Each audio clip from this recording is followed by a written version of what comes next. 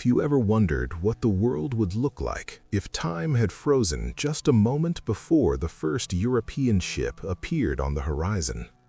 Imagine a vibrant continent where the smoke from thousands of fires did not signal destruction, but the pulse of cities that defied the clouds.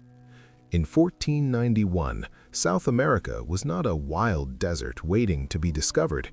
It was, in fact, the stage for one of the largest and most complex social machines ever conceived by the human mind.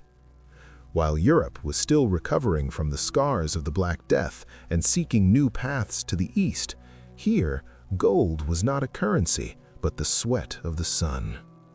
Using advanced reconstruction technology, we have transformed ancient chronicles, archaeological remains, and geography itself into a living witness of the past.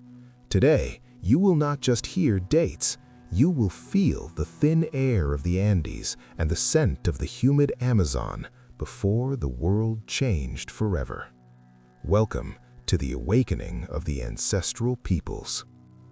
To understand the magnitude of what existed here, we must break a myth. The popular imagination often portrays pre-Columbian peoples as isolated groups living in a state of primitive nature, but the bones and the earth tell a different story. Just as in Mesopotamia, humans stopped adapting to the world and began to reshape it, the South American peoples carried out a geological intervention without precedent. Skeletal analyses reveal a population with a remarkably robust physical condition. However, by the 1400s, this physical strength had been channeled into the rigid geometry of empire. At the top of the Andes Mountains, the Tawantinsuyu, the Inca Empire, stretched for more than 4,000 kilometers. It was a network of life that linked what is now Colombia to Chile. To understand how this beating heart of an isolated world functioned, we must look at the 5 pillars of ancestral supremacy that transformed this continent into a global power before globalization. The first pillar was the engineering of survival. While other civilizations grew in flat river valleys, the Incas mastered verticality. Imagine cities built at 4,000 meters above sea level, where oxygen is scarce and the land is inclined. Instead of fighting the mountain, they transformed it into stairs to the sky. Thousands of kilometers of agricultural terraces, known as andens, were carved into the slopes. These were not just gardens, they were climate laboratories. Each step represented a different microclimate, allowing a single mountain to produce corn at the base and potatoes at the top. This food security was the basis of imperial stability. While Europe faced cyclical famines, the Inca granaries, called culcas, were always full, protecting the population against the uncertainty of the climate. It was the discipline of land management taken to the extreme. The second pillar was the architecture of authority. If Rome was the center of the Mediterranean world and Lisbon the gateway to the Atlantic, Cusco was the navel of the world. Walking through the streets of Cusco in 1450, you would see a city that literally sparkled. The walls of the Coricancha, the Temple of the Sun, were covered with solid gold plates that reflected the morning light with blinding intensity. But the true magic was not in the gold, but in the stone. Inca architects mastered a fitting technique so precise that not even a knife blade could pass between the granite blocks. Without mortar, these structures were designed to be resilient. They created buildings that danced during Andean tremors, moving and returning to their original place. It was a perfect fusion of aesthetics and survival. The third pillar was the administration of memory. How to govern an empire of 12 million people without an alphabetic writing system. In Mesopotamia, writing emerged as accounting on clay tablets. In the Andes, the solution was the Quipu. Imagine a system of cotton and alpaca wool strings, where each knot, each color, and each position represented a data point. The Quipu Kamayoks, the masters of the strings, were the data scribes of the 15th century. They tracked everything, from the amount of corn in a distant warehouse to the population census of a newly conquered village. Information was centralized and flowed through a logistical network that would be the envy of European empires. Knowledge was not just power, it was the glue that kept the structural hierarchy functioning in a world without paper. The fourth pillar was absolute connectivity. The Inca Empire was sustained by the Kapaknyan, the royal road. There were more than 30,000 kilometers of paved roads that crossed the most hostile terrains on Earth, suffocating coastal deserts and snowy peaks. This network was not for carriages, since the wheel was not used for transport, but for the feet of the Chasquis. These young runners were the broadband system of the empire. Relay stations, called tambos, were positioned at regular intervals. A message system could travel from Quito to Cusco in a few days, a speed of communication that Europe would only achieve with the invention of the telegraph. Along these paths, the Inca army could move with paralyzing speed, ensuring that the Pax Incaica was maintained through mobility and centralized command. Finally, the fifth pillar was the social contract of the Mita. Unlike the industrial capitalism that would emerge centuries later, the empire was not based on individual accumulation, but on mandatory collective labor. Every healthy citizen owed labor time to the state, whether building roads, cultivating royal lands, or serving in the army. In exchange, the state guaranteed protection, food in times of drought, and religious festivals that reinforced community identity. It was an exchange of freedom for security. There was no chronic hunger, but there was no dissent. Social immobility was the price of stability. It was a society that functioned like a unified organism where each individual was a vital cell for the survival of the whole. But while the drums echoed in the peaks of the Andes, something else was happening. Far from the mountains, in the depths of the Amazon basin, another form of civilization was flourishing, one that history almost forgot. For centuries, we were taught that the Amazon was a green hell, a demographic void where only small nomadic groups wandered in passive harmony with nature. But what if the trees we see today grew over the ruins of a civilization that domesticated the forest itself? In 1491, the Amazon basin was not a virgin jungle. It was an orchard of continental proportions. Just as the first farmers of the Fertile Crescent enclosed nature in the geometry of the field, the Amazonian peoples, such as the Tapajos and the inhabitants of Marajo Island, redesigned the ecology of the largest forest in the world. They were not just inhabitants of the jungle, they were its architects. Soil analyses show that extensive areas of the Amazon possess terra preta de Indio, an anthropogenic soil created through millennia of human management, rich in nutrients that the forest by itself would not produce. Imagine traveling by canoe down the Amazon River in 1400.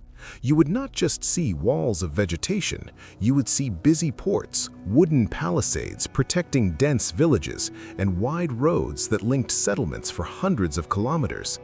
In the upper Xingu region, networks of garden cities organized in complex circular structures with central plazas and defensive moats have been found. Unlike the stone cities of the Old World, these were biological cities. They were made of wood, thatch, and earth, materials that time and humidity devoured, leaving only the scars on the ground, the geoglyphs visible today through satellites and LiDAR. This population did not suffer from constant misery. They lived in an economy of abundance, where fish farming and the planting of fruit trees guaranteed a diverse diet. As population density increased in these fixed villages, the same challenge faced in Jericho or Uruk arose. Immobility reshaped human relations. Land and fishing resources became fixed resources, claimed and defended. In 1400, the Amazon was a mosaic of complex chiefdoms in constant tension.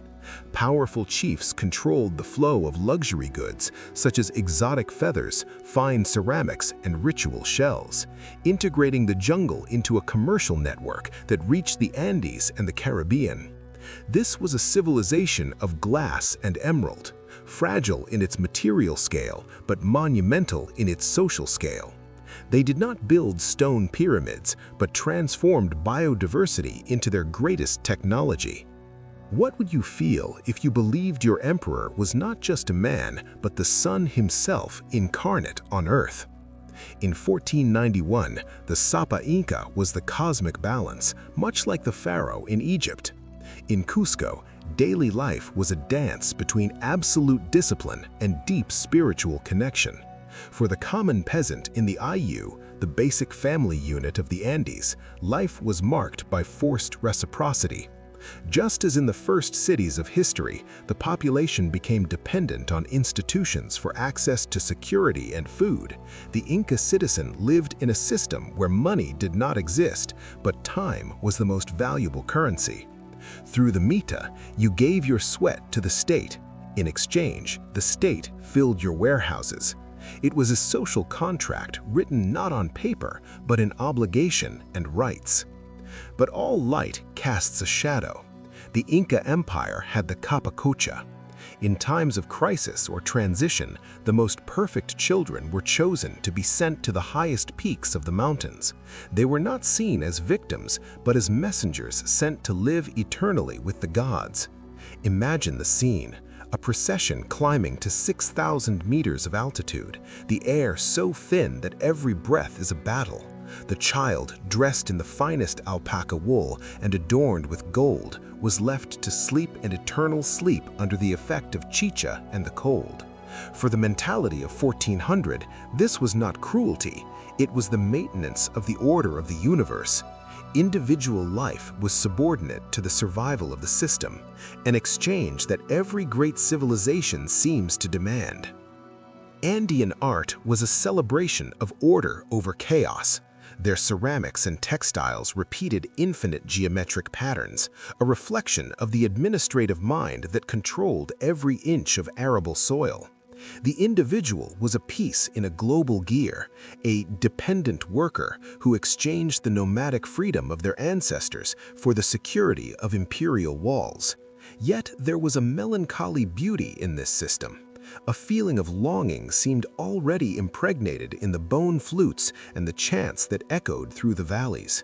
They knew that the perfection of their order was the fruit of a fragile balance, and that balance was about to be tested in a way no one could predict. Imagine that you can send a message for 2,000 kilometers and receive an answer in less than a week, without electricity, without horses, and without the internet.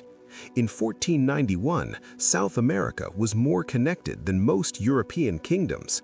The Capacñan, the network of Inca roads, was the nervous system of the continent. The Chasquis, the imperial runners, moved information at the maximum speed allowed by human biology. But this same interconnection was also a double-edged sword. Just as the Silk Road transported the Black Death across Eurasia, the American roads were about to become conductors of an invisible apocalypse. Many historians believe that the end began even before Columbus set foot on American soil. European pathogens, traveling faster than the conquerors, may have crossed the Caribbean islands and penetrated the continent, finding a population without any biological immunity. Just as in 1348, people went to sleep healthy and woke up dying, entire villages in the Andes may have been devastated by unknown diseases while the Europeans were still exploring the coasts. In 1491, the empire was at its peak, but the DNA of tragedy was already in the air. Global interconnection, which in Lisbon brought the riches of Brazil, here would bring collapse. The empire that saw itself as the center of the universe, the new Rome of the Americas, was blind to the horizon. They looked at the mountains and the sun, while danger came from the sea, an element they never sought to master. What remained of South America of 1491? It was not just the stones of Cusco that dance in earthquakes thanks to ancestral engineering. What remained was a way of being that still pulses in current indigenous communities, in the resilience of languages like Quechua and Guarani, and in the Amazon rainforest itself that still carries the seeds planted 6 centuries ago. The history of 1491 is not a story of savages, but of humanity that reached the limit of what was possible in isolation. They built a rational, strong, and lasting world until the encounter of two worlds shattered it. But beauty can be rebuilt from the ashes. I am your guide through the echoes of time, observing the past so that we can understand the present, and together we keep history reborn. I will see you in the next era.